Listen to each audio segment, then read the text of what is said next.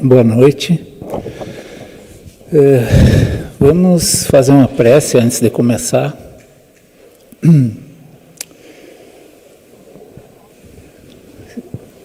Expressando o nosso agradecimento pela oportunidade da vida, em primeiro lugar, porque é na vida que nós aprendemos, que nós sedimentamos os valores na prática, pelo esforço pessoal, e agradecer também por esse momento que se presta a estimular a reflexão para cada um de nós, que ele possa fazer sentido e catalisar as nossas ideias, o nosso raciocínio e abrir a nossa mente para uma compreensão que nos ajude a qualificar as nossas decisões.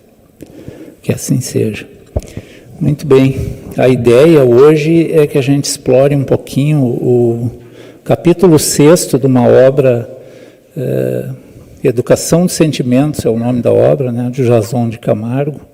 O capítulo 6 tem esse título, né, Hábito de Perdoar e Efeitos do Perdão.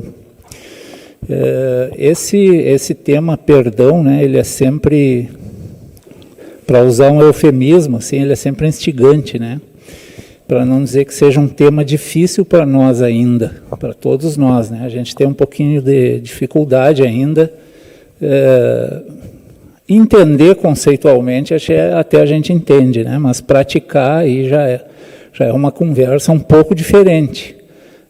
Só que o perdão é imprescindível, né, no nosso processo evolutivo, porque ele vai nos liberando de uma série de dificuldades, né, de uma série de amarras que nos prendem e que atrasam a velocidade do nosso crescimento, né? Se a gente prestar atenção, o Evangelho cristão, que é a base da doutrina espírita, né, ele é construído em cima de uma pedagogia do exemplo, em primeiro lugar, porque as vivências de Jesus, né, elas são atualizáveis, vamos dizer assim, conforme cada etapa da nossa evolução e do próprio pensamento religioso. A gente vai descobrindo outras coisas, né, na medida em que a gente vai crescendo no entendimento, e é para ser assim mesmo, né? Então, qual foi a ideia, vamos dizer assim, quando os homens catalogaram, né, as lições de Jesus? Porque o Evangelho não é nada mais do que isso. Jesus não escreveu uma linha, ele viveu, né, ele manifestou as ideias pelo exemplo. E o Evangelho foi codificado, foi escrito e codificado pelos homens, né? E onde entra a mão do homem, a gente tem que sempre dar um pouco de desconto, né? Tem que dar uma limpada para poder perceber quais são as ideias de base que ficam ali, né? E elas são evidentes. O Evangelho tem uma lógica que pode ser um pouco alegórica, e é necessário que o seja, porque, repito, ele tem que se atualizar conforme o homem for entendendo essas ideias. É basicamente uma explicação sobre como funciona o processo evolutivo e os instrumentos que estão à nossa disposição, né? Por que a gente vem num lugar como esse? Para tentar ter algumas ideias, ouvir algumas coisas que possam fazer com que a gente tenha uma vida de mais qualidade, né? Basicamente é para isso, porque senão nada disso faria sentido, né? Ninguém deve vir em qualquer lugar como esse aqui, por exemplo, para exercer apenas algum tipo de religião, né? A gente não vem aqui para ser espírita, assim como a gente não vai numa igreja católica para ser católico. A gente vem a lugares como esse para entender uma lógica que pode qualificar a nossa existência, que pode nos ajudar a desenvolver habilidades de resolução das coisas que a gente tem que resolver no dia a dia. É para isso que deve servir, né? Ou seja, o cristianismo, a doutrina espírita, são meios. Elas não devem ser vistas, né, a doutrina e o cristianismo, com finalidade. São meios da gente entender a lógica existencial.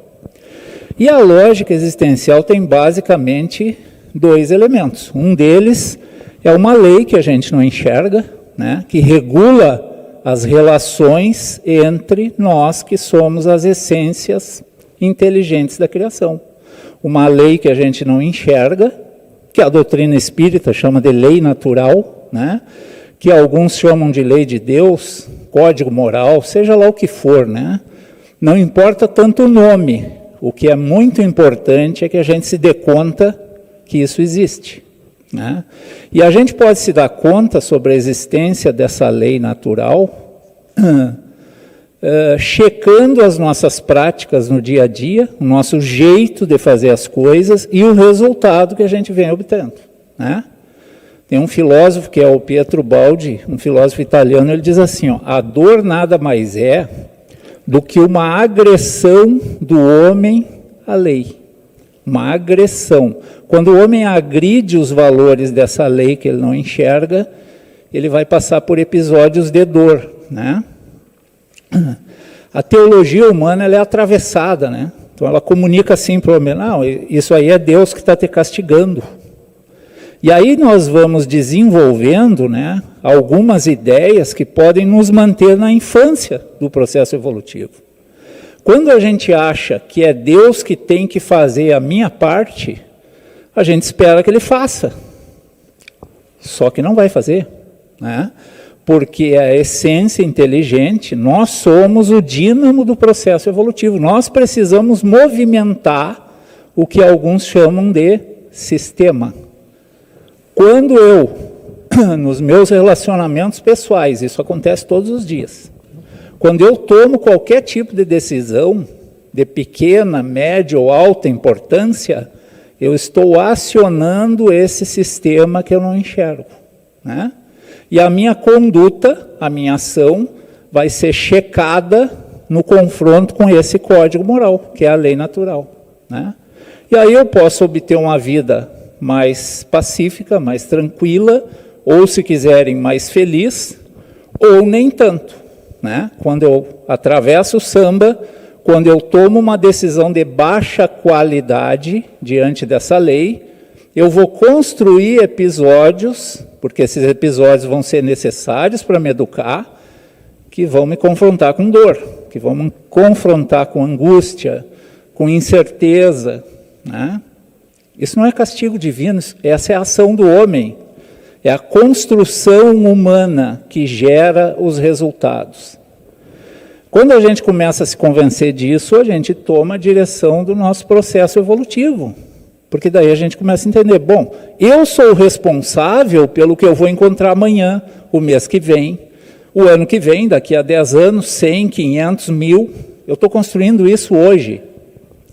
Então é decisivo que eu compreenda que quanto mais eu ajo de forma qualificada, melhor vai ser o meu futuro, né? E como é que eu vou agir de forma qualificada? A ação qualificada é a ação, vamos dizer assim, envolvida em valores que essa lei natural descreve. Por exemplo, o perdão, né? Qual é o pressuposto, assim, o pressuposto do processo evolutivo, se a gente for pensar, é a ignorância. Todos nós estamos aqui no mundo porque somos relativamente ignorantes. A gente não sabe algo que veio aprender aqui, né? A gente já sabe muitas coisas, já fazemos, né? Já praticamos atos qualificados em relação à lei natural, mas tem outros que a gente ainda está aqui para solidificar. Valores que a gente está aqui para solidificar. Como que isso acontece na prática? Nas minhas vivências.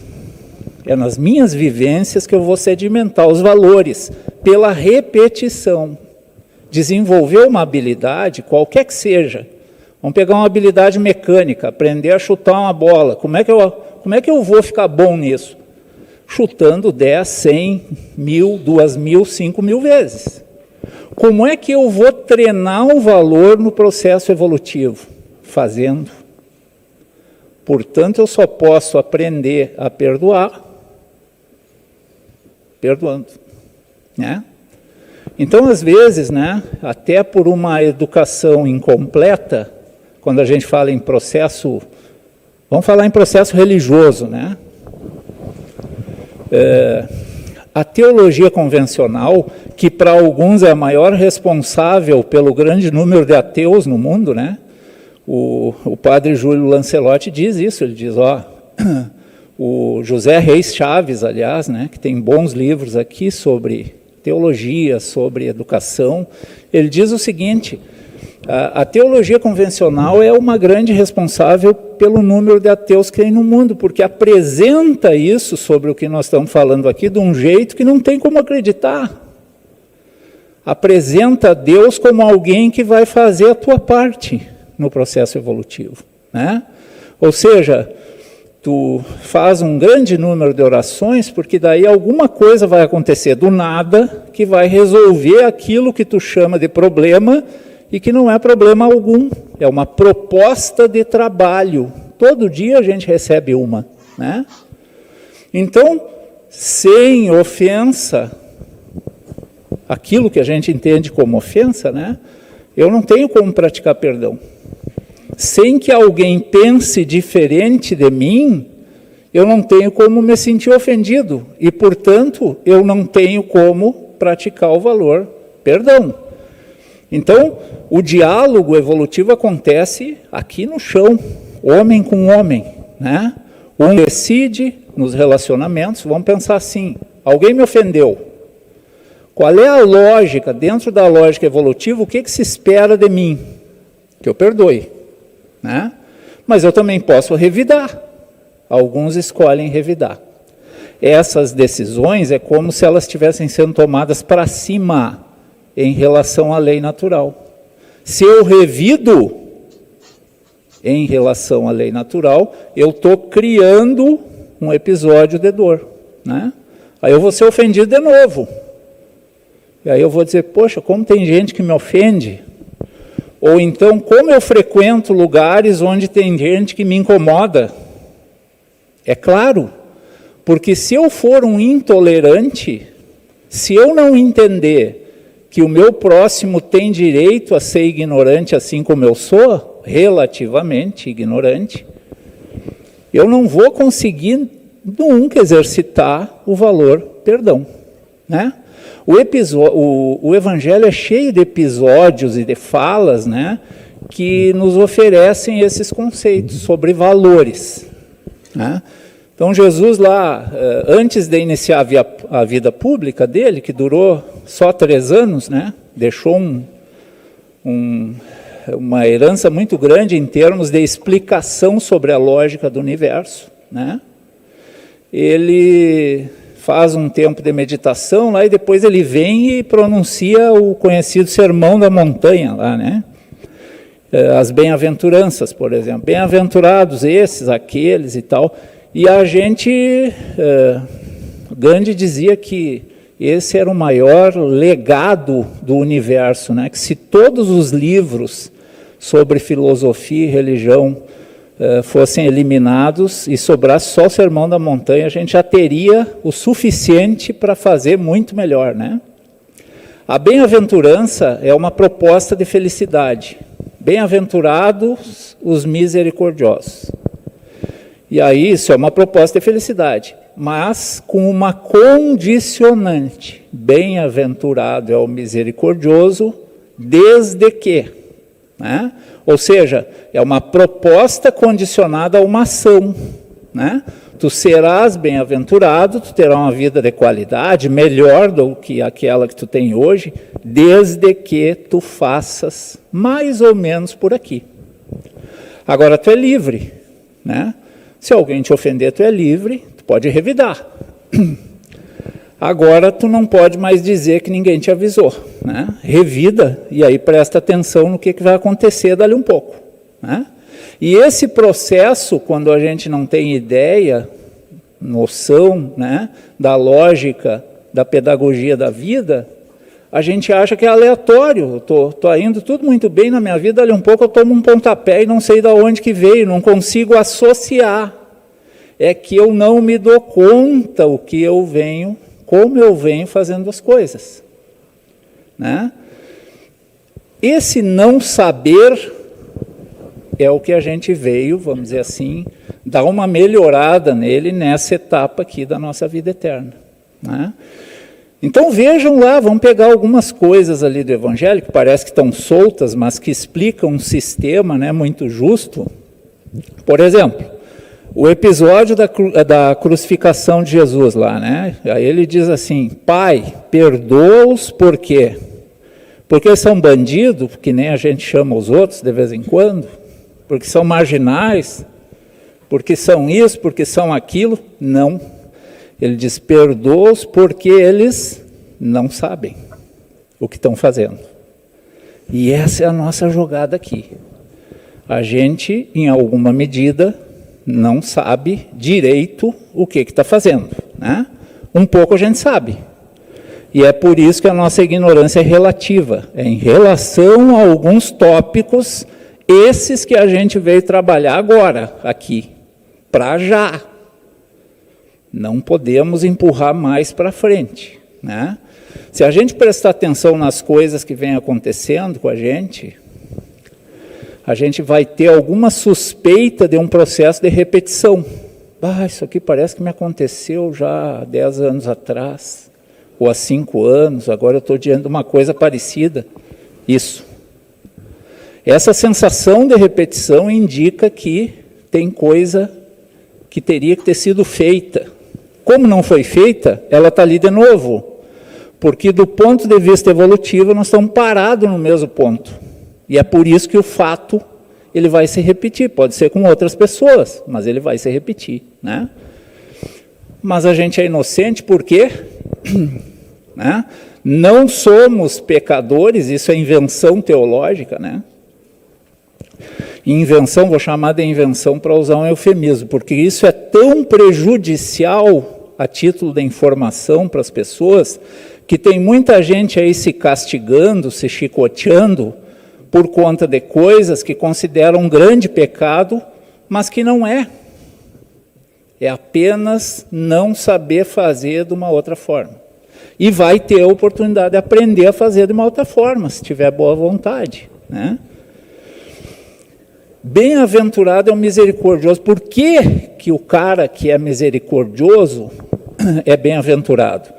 Bem-aventurado quer dizer que ele vai ter uma vida de mais qualidade, mais qualidade. Esse cara, a gente tem um pouco de misericórdia, né? Um pouco, às vezes falta um pouco, mas um pouco a gente já pratica isso. Por que é importante? Porque nós estamos aqui na vida para autoobservação.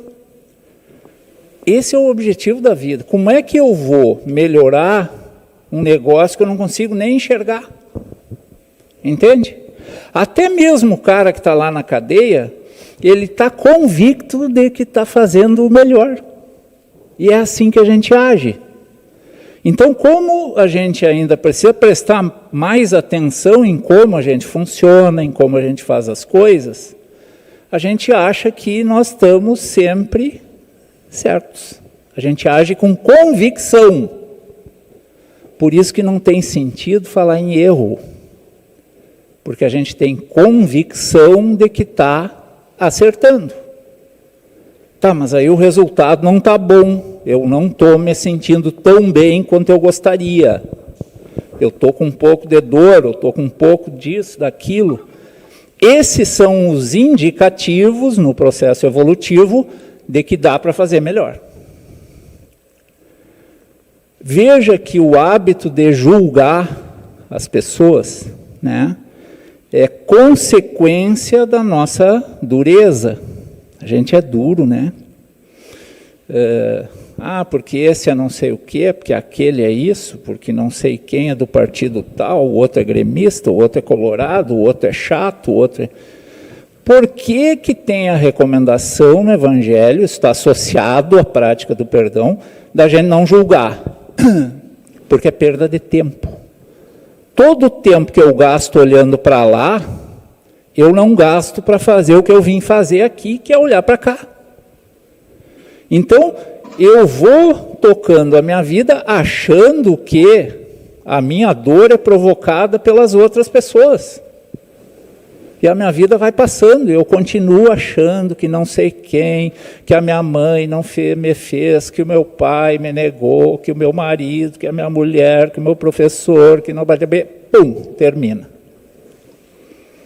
E eu ali continuo com a lamentação equivocada e direcionada para o lado errado. Porque não é nada disso, a ideia é que eu me enxergue, né? Entenda os meus potenciais de mudança e tente fazer. Eu vou ter que repetir, né? Muitas vezes, até conseguir. Tem gente que diz assim, mas eu não vou perdoar porque não é espontâneo. Não está escrito em lugar nenhum isso. Eu nunca li lá no Evangelho que tem que ser espontâneo, tem que ser perfeito. Negativo.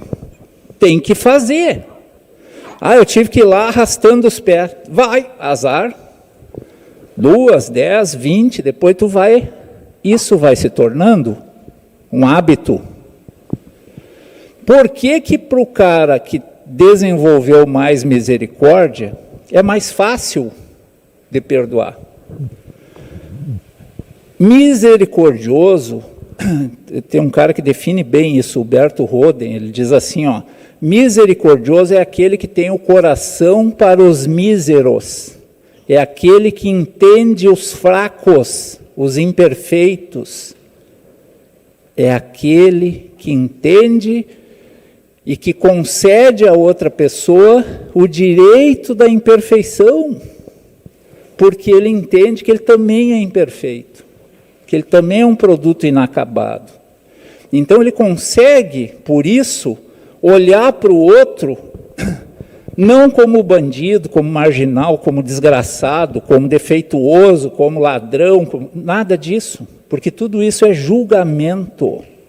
Ele consegue olhar para o outro e tudo bem, sabe? Eu também já fiz isso, eu ainda faço isso. Esse cara que desenvolve o valor da misericórdia, ele consegue, no processo de autoconhecimento, rir das próprias defecções. Ele consegue enxergar e consegue, com bom humor, até dar risada das próprias fragilidades. Putz, ouvi isso ontem, aqui estou eu fazendo de novo. Não tem problema, entende? Isso não nos torna marginais, né? Isso é só o processo evolutivo em andamento. Por que, por exemplo, né, Jesus disse lá num diálogo, lá no Evangelho, né, questionado por alguém, né, e esses alguéns lá, doutor da lei, mulher adúltera, ladrão, não sei quem eram esses caras? Nós. Esses são representativos das nossas fragilidades. Somos nós que estamos ali dialogando, né? Aí ele diz para o cara assim,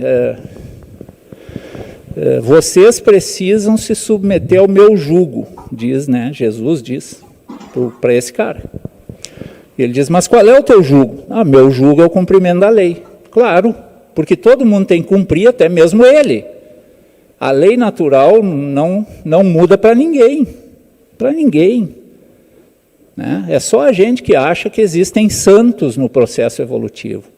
Existem níveis de consciência, né, que não são melhores ou piores, são diferentes, né? Então ele diz para o cara, você tem que se submeter, o meu jugo é o cumprimento da lei, mas o meu jugo é leve, aí é que está a jogada, né? O que ele está tentando comunicar para o homem ali, relativamente ignorante? Tu pode fazer essa caminhada aí de um jeito light, meu amigo. E o cara diz, não, mas eu fui cumprir isso aí, está pesado para caramba, que nem a gente ouve umas pessoas falar, né? Eu fui lá para melhorar, parece estar mais pesado. Esse é o teu jugo, não é o meu, diz Jesus, né? O teu jugo, que é o da dureza, então até mesmo quando tu ouve uma sugestão que pode qualificar a tua vida, tu vai lá e quer cumprir isso em 7 dias. E acha que é muito ainda, né? Fica se cobrando, fica se garroteando, né? Fica se confrontando, dando com a cabeça na parede. Não é para ser assim. Só que, bem-aventurado é o misericordioso. Então eu tenho que treinar com as pessoas a misericórdia, né? Quando eu olho para alguém, ou até quando eu estou em casa vendo televisão, né? Quantas vezes a gente julga alguém vendo televisão? Né? Não, eu sei que aqui ninguém faz isso, eu faço. Né? Quando a gente vê, a gente se pega lá, mas esse cara, olha o que ele fez aí, porque isso aí não sei o que lá. Né? Eu fui numa casa espírita lá, falar sobre lei divina e lei humana, né? Justiça divina e justiça humana. Aí eu mostrei lá umas coisas e tal, e aí um cara lá, um trabalhador, veio e me disse assim, tomara que ele não esteja aqui, né? Mas ele me disse assim, não, isso aí que o senhor falou é bem bacana. Eu tinha mostrado umas fotos de uns presídios lá e tal, né? Para dizer que aquilo ali estava errado, né? E o cara disse, não, mas é que para esses caras aí não funciona isso. Eu digo, não, então vamos fechar aqui a casa espírita, né? Vamos embora, apaga a luz, chama o pessoal, vamos embora. Porque ou funciona para todo mundo, ou não é uma lógica aceitável, né? Então vejam como a nossa régua para medir, a gente acha que é para medir os outros, mas não é, gente. Aí é que está o desafio, né? A gente acha, não, esse cara é muito duro lá com as pessoas e tal. Tá bem, mas e quando ele enxergar com clareza as coisas que ele faz e que causam a dor da qual ele reclama? Como que vai ser daí? Vocês acham que esse cara vai ser leve com ele? Não tem como, porque a balança, a régua com que a gente mede todo mundo é a mesma com que a gente se mede o tempo inteiro, né? E como nós somos relativamente ignorantes, a gente vai achar, aí é que está, aí nós vamos querer nos julgar. Aí nós vamos dizer que, eu sou mau, né? Eu sou mau porque eu fiz isso, assim como eu aponto o dedo para o outro e digo que ele é mau. E eu vou me arriscar e vou dizer uma coisa aqui, nesse mundo não tem ninguém mau, mas tem níveis de ignorância relativa bastante diferentes, né? E todo mundo age com convicção de que vai dar tudo certo, tudo certo. Quanto mais ignorante o homem, mais cacetada ele dá na própria cabeça e acha que é alguém que está batendo nele, né? Então ele pensa assim, ele faz uma coisa que agride alguém, mas ele não se dá conta, porque aquela é a lógica do dia a dia dele, né? E ele diz, não sei por que esse pessoal se ofendeu, eu sou tão delicado, né? Poxa vida, trato todo mundo bem. Olha, a gente tem que fazer uma pesquisa de opinião pública, né? Para saber como é que o que os outros acham do tratamento que a gente dispensa para cada um, né? As advertências estão ali, gente, né? Ama teu próximo como a ti mesmo, mas aí, sabendo como a gente funcionaria, né, Jesus já acrescentou um negócio ali, mas esforça-te para amar os que não te amam, porque se tu amares só os que te amam, não vai ter recompensa. Aí a gente lê aquilo e pensa, eu vou amar os que não me amam, porque daí a recompensa é eu ir para o céu, que é o que a teologia convencional tanto ensinou para a gente. Os bons vão para o céu, os ruins para o inferno. E isso é para sempre. E aí o Deus misericordioso desaparece, porque se é para sempre, onde fica o perdão divino que querem ensinar para nós, né? Então, o esforço de entendimento com as pessoas difíceis vai desenvolver habilidades na gente, é isso que querem dizer. O esforço de amar os diferentes, de me relacionar, de não fugir dos diferentes, mas de aprender a me relacionar civilizadamente com os diferentes, é o que conceitua a maior caridade, né? Está lá no Evangelho. Caridade é dar esmola, é dar comida, é vestir quem está nu, é visitar quem está preso, blá, blá, blá, blá, blá, blá. Sim, caridade material. Agora, caridade moral é entender aqueles que eu encontro no meu caminho e que são instrumentos da minha evolução. Tolerar quem eu encontro no meu caminho e entender que ele é instrumento da minha evolução. Então agora já estou me dando conta que o cara que foi meio grosseiro comigo lá, é instrumento da minha evolução. Por quê? Porque ele vai fazer aparecer a minha fúria. E essa é a chance que eu tenho de enxergar como eu sou furioso e de começar a dar um tratamento para isso. Ele me enfurece, ele não me enfurece, ele age do jeito dele. Eu me enfureço. E é aí que eu me atrapalho. Quando eu perco a racionalidade, quando eu sou impulsionado puramente pelo instinto ou pela emoção, é aí que eu cometo as agressões que vão ocasionar a minha dor. Entende? Então, o cara que consegue entender que o outro não é mau, mas o outro é tão somente diferente de mim na forma de pensar sobre as coisas, ora, isso é um direito de cada um, pensar diferente, né? E aí eu vejo alguém pensando diferente de mim, já fecho a mão. Ah, não, esse aí é isso, o outro é não sei o quê. E aí começa, e eu vou perdendo tempo e vou me comprometendo no processo de qualificação das minhas decisões. Ah, mas o outro é não sei o quê lá. Esse problema é dele. Esse problema é dele, porque ele também vai acionar a lei natural com decisões de baixa qualidade e vai promover a dor que vai educá-lo. Mas eu quero diminuir a minha. Então eu vou me esforçar na prática do perdão. Por quê? Porque se eu revidar, aumenta a minha conta. Só isso já bastaria para a gente tentar perdoar, né? Segundo, entender que assim como qualquer habilidade, desenvolver o hábito de perdoar é pela repetição. Às vezes contra a vontade. Às vezes o cara vai lá que, puxa, tinha outra vontade que não é de perdoar. Mas foi.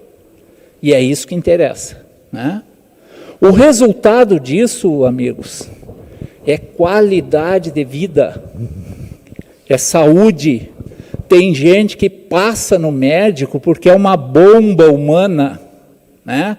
É uma bomba de emoções que está sempre eclodindo, descarga hormonal o tempo inteiro, porque eu sou raivoso. Não há corpo que aguente isso por muito tempo. Não tem. Vai ficar doente, é certo que vai, né?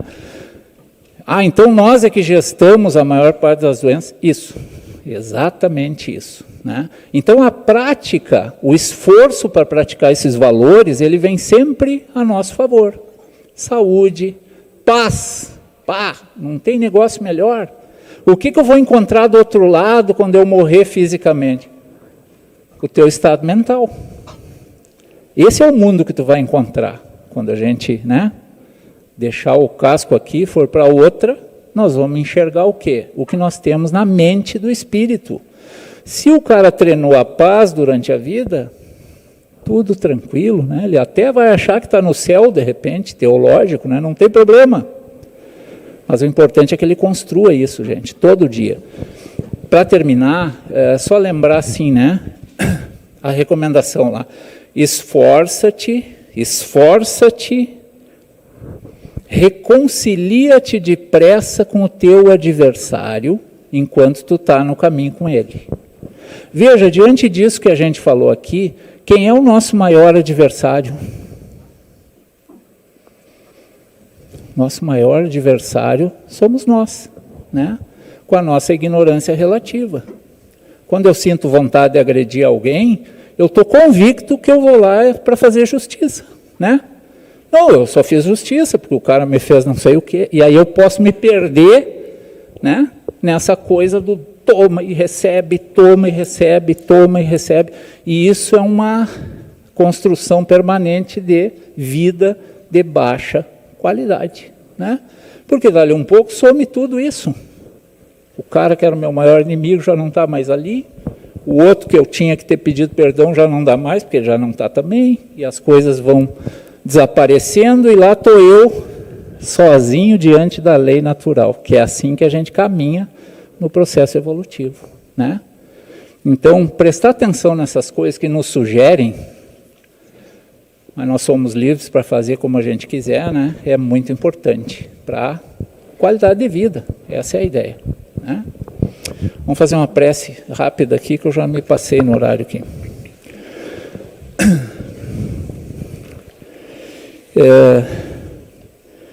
Agradecer pela oportunidade que nos concederam, né, da vida que Deus nos concede, e pedir que a gente tenha sempre paciência para lembrar dos ensinamentos que nos ajudam, para que a gente não caia na tentação de resolver as coisas pela força, pela imposição, porque o resultado que nós queremos não virá daí. E que nós possamos lembrar sempre que o processo de evolução, para nós, ele foi concebido de um jeito misericordioso, para que a gente possa fazer no nosso tempo, com tranquilidade, porque nós merecemos uma vida boa. Então, que a gente possa também alcançar para as outras pessoas essa mesma misericórdia. Que assim seja.